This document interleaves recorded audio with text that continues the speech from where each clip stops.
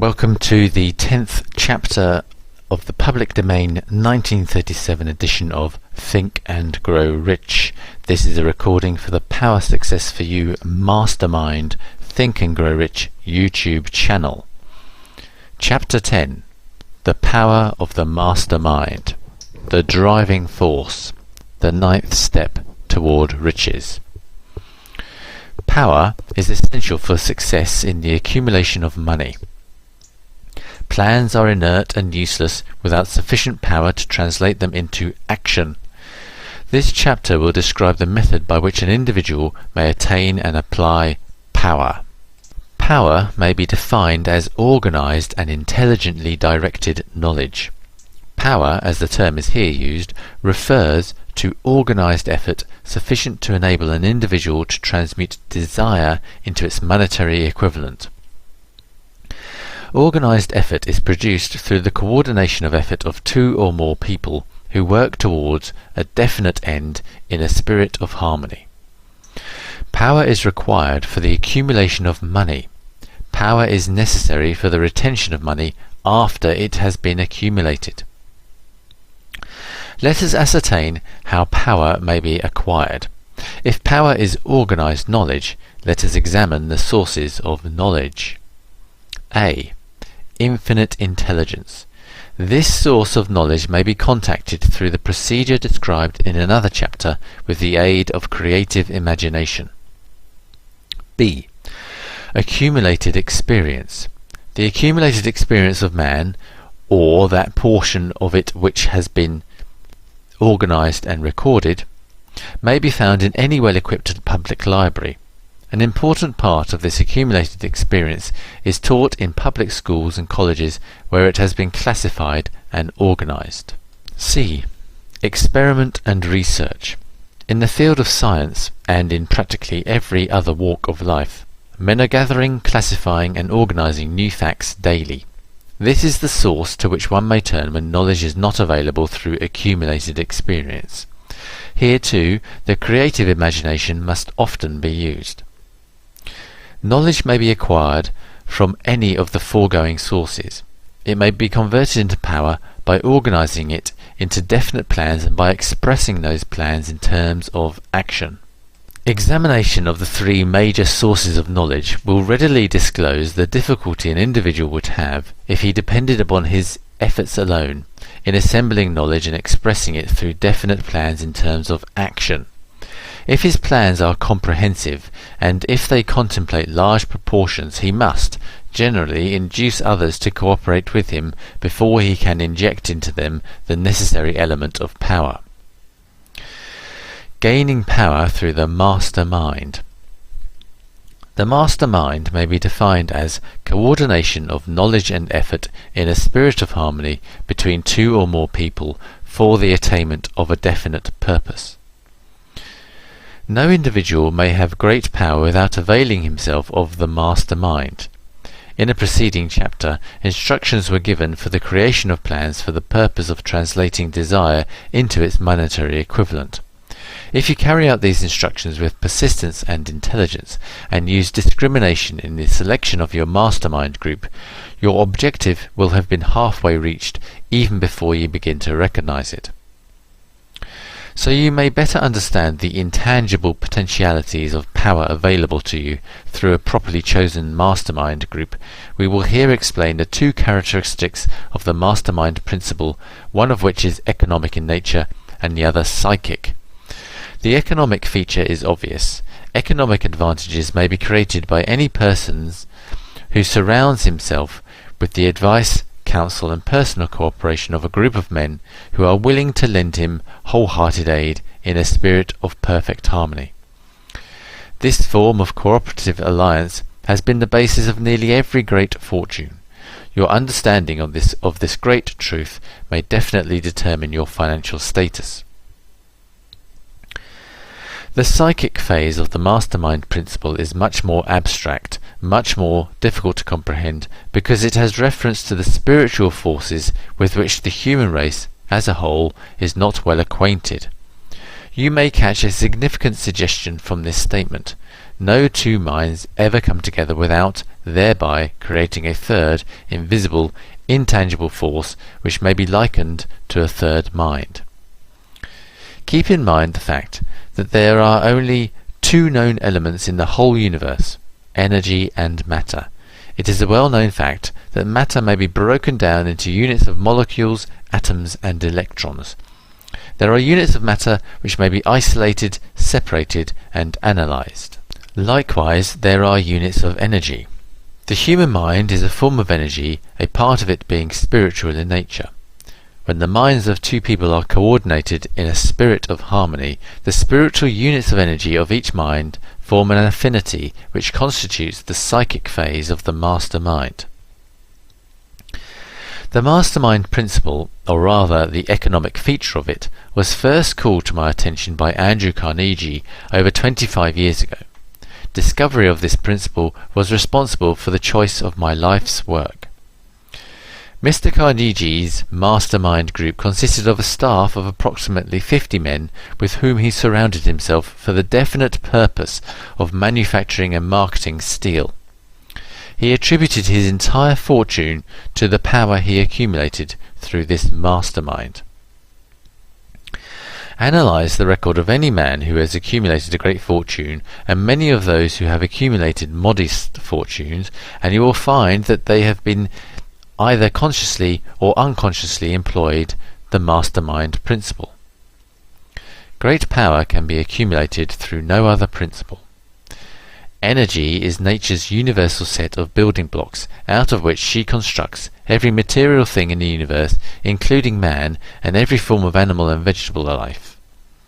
Through a process which nature completely understands, she translates energy into matter.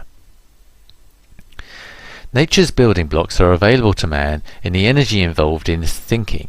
Man's brain may be compared to an electric battery. It absorbs energy from the ether, which permeates every atom of matter and fills the entire universe. It is a well-known fact that a group of electric batteries will provide more energy than a single battery. It is also a well-known fact that an individual battery will provide energy in proportion to the number and capacity of cells it contains. The brain functions in a similar fashion. This accounts for the fact that some brains are more efficient than others and leads to this significant statement. A group of brains coordinated or connected in a spirit of harmony will provide more thought energy than a single brain, just as a group of electric batteries will provide more energy than a single battery. Through this metaphor, it becomes immediately obvious that the mastermind principle holds the secret of the power wielded by the men who surround themselves with other men of brains. There follows now another statement which will lead still nearer to an understanding of the psychic phase of the mastermind principle. When a group of individual brains are coordinated and function in harmony, the increased energy created through that alliance becomes available to every individual brain in the group. It is a well-known fact that Henry Ford began his business career under the handicap of poverty, illiteracy and ignorance. It is an equally well-known fact that, within the inconceivably short period of 10 years, Mr. Ford mastered these three handicaps, and that within 25 years he made himself one of the richest men in America. Connect with this fact the additional knowledge that Mr. Ford's most rapid strides became noticeable from the time he became a personal friend of Thomas A. Edison, and you will begin to understand that what the influence of one mind upon another can accomplish. Go a step further and consider the fact that Mr. Ford's most outstanding achievements began from the time he formed the acquaintances of Harvey Firestone, John Burroughs, and Luther Burbank, each a man of great brain capacity, and you will have further evidence that power may be produced through friendly alliance of minds.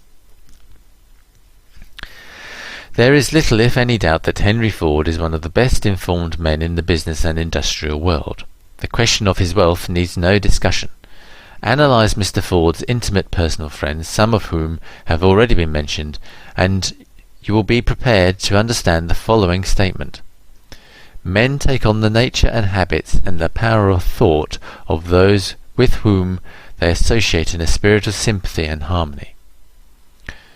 Henry Ford whipped poverty, illiteracy and ignorance by allying himself with great minds whose vibrations of thought he absorbed into his own mind. Through his association with Edison, Burbank, Burroughs and Firestone, Mr. Ford added to his own brain power the sum and substance of the intelligence, experience, knowledge and spiritual forces of these four men. Moreover, he appropriated and made use of the mastermind principle through the methods of procedure described in this book. This principle is available to you.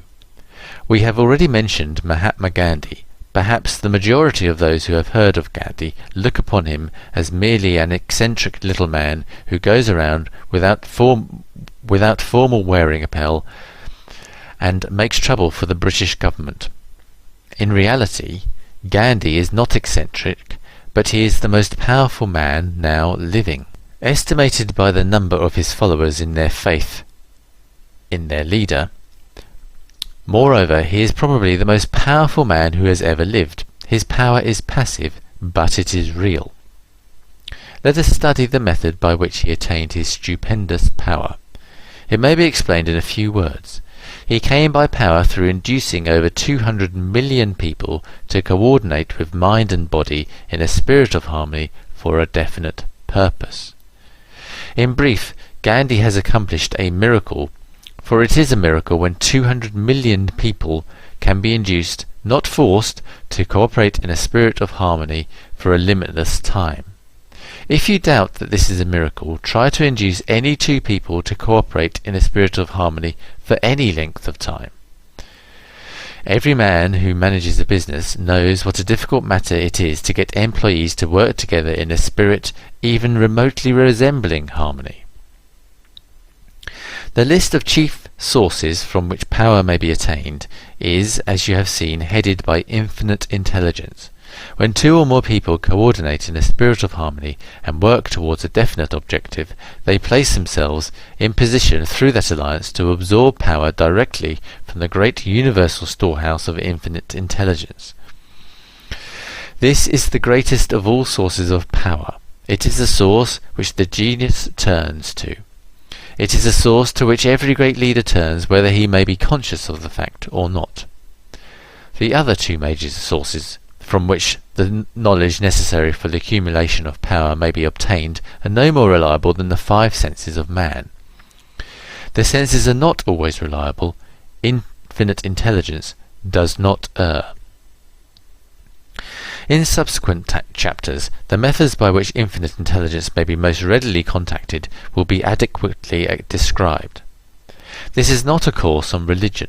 No fundamental principle described in this book should be interpreted as being intended to interfere either directly or indirectly with any man's religious habits. This book has been confined exclusively to instructing the reader how to transmute the definite purpose of desire for money into its monetary equivalent. Read, think and meditate as you read. Soon the entire subject will unfold and you will see it in perspective. You are now seeing the detail of the individual chapters. Money is as shy and elusive as the old-time maiden. It must be wooed and won by methods not unlike those used by a determined lover in pursuit of the girl of his choice. And, coincidental as it is, the power used in the wooing of money is not greatly different from that used in wooing a maiden. That power, when successfully used in the pursuit of money, must be mixed with faith. It must be mixed with desire. It must be mixed with persistence. It must be applied through a plan, and that plan must be set into action. When money comes in quantities known as the big money, it flows to one who accumulates it as easily as water flows down the hill. There exists a great unseen stream of power which may be compared to a river, except that one side flows in one direction, carrying all who get into that side of the stream onward and upward to wealth, and the other side flows in the opposite direction, carrying all who are unfortunate enough to get into it and not able to extricate themselves from it, downward to misery and poverty.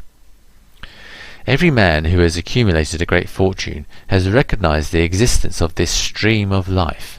It consists of one's thinking process, the positive emotions of thought, form the side of the stream which carries one to fortune. The negative emotions form the side that carries one down to poverty. This carries a thought of stupendous importance to the person who is following this book with the object of accumulating a fortune. If you are in the side of the stream of power, which leads to poverty, this may serve as an oar by which you may propel yourself over to the other side of the stream. It can serve you only through application and use.